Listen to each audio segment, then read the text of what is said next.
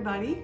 My name is Miss Kay, and I've been graciously invited by Miss Gina, our occupational therapist, who runs Kidz Skillz, to talk today on a topic that we're working with in school districts all the time, and that topic is discipline, behavior, and social emotional learning. So let's kind of talk about that just a little bit and why we're going there in this video, how it applies to all children, and how we use it in our classrooms at school.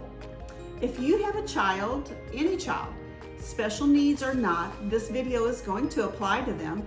It just may take your children that have special needs or learning disabilities a little longer to realize the norm and how this is going to change from day to day. You may have to do it more often, but it does apply to all children and how we can change their behavior and how we can look at discipline a little bit different.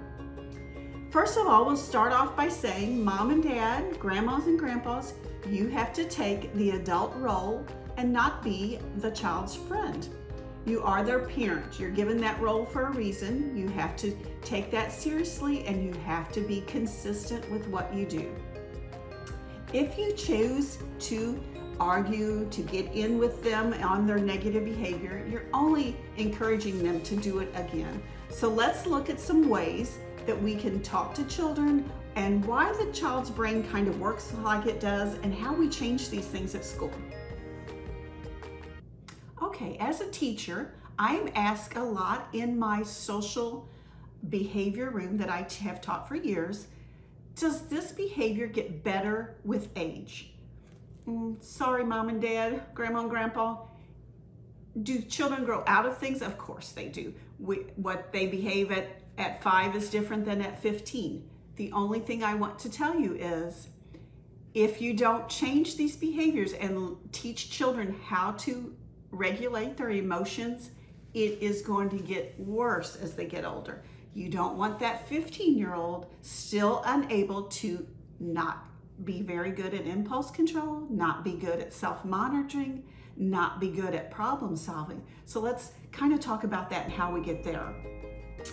First of all, I kind of want to let all parents know that your brain is different than your child's brain just by the frontal lobe and how it has developed.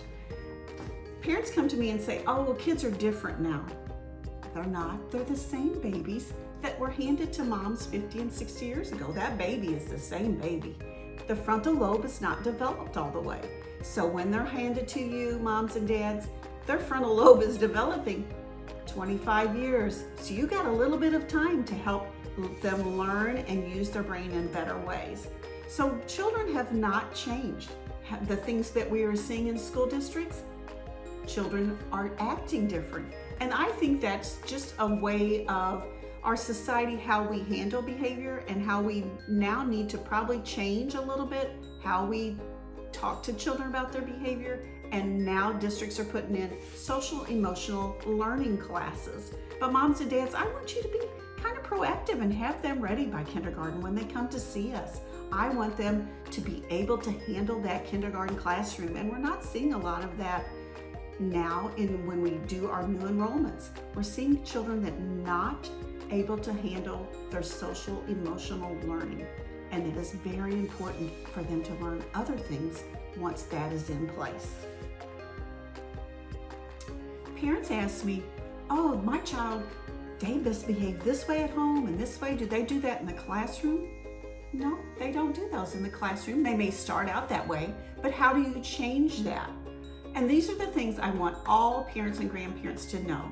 Behavior is changeable. Good behavior, bad behavior.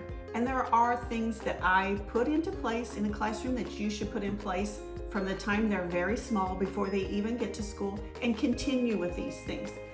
All children need clear expectations, clear boundaries, consequences. And I'll talk to you later about some of those things in our next video about how we start and stop behaviors. And then the other thing is we have to always, Mom and Dad always, follow through with those things that I just mentioned above. Your expectations, your boundaries, and the consequences. Those 3 things have to be followed through. You can't make the threat, we're gonna go home if you don't stop that, and they do it again and you don't go home, they just won that battle. They're gonna continue that bad behavior. I see it all the time. I see it in grocery stores, I see it in restaurants, I see it in parks. You better quit doing that, we're gonna go home. You better quit doing that, you're gonna get in trouble. Over and over. Guess what?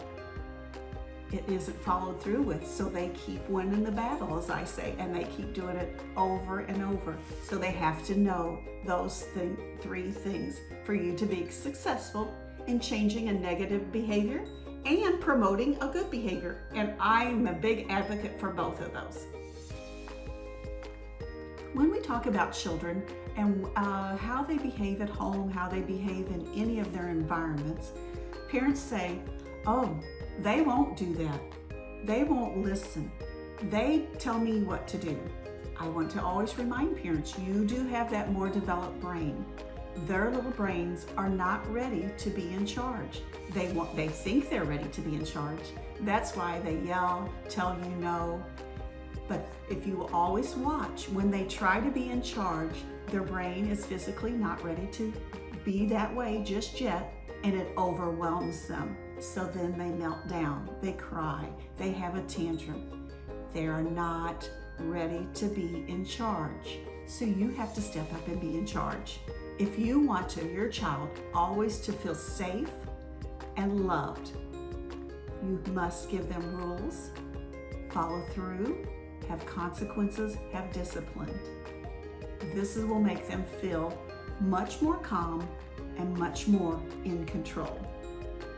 Now, with children with special needs, I have taught in those classrooms for many years.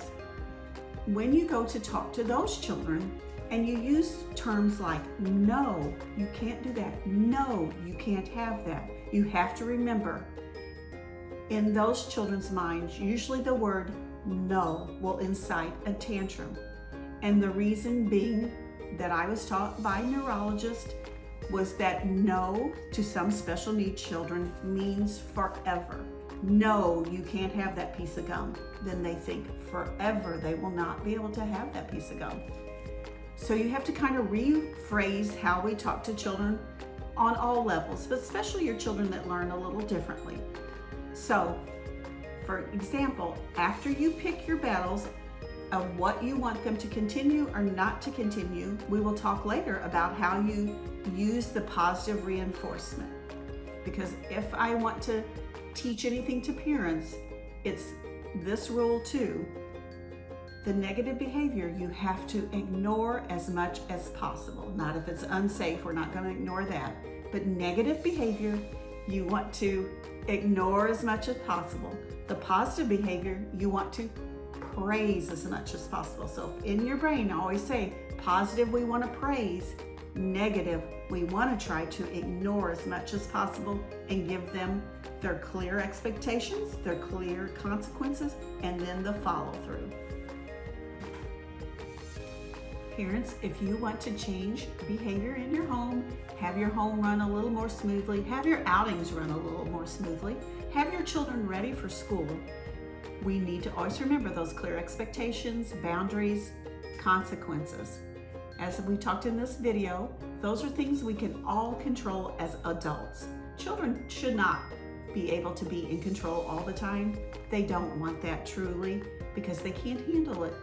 And that becomes a huge problem with their behavior and their social emotional learning.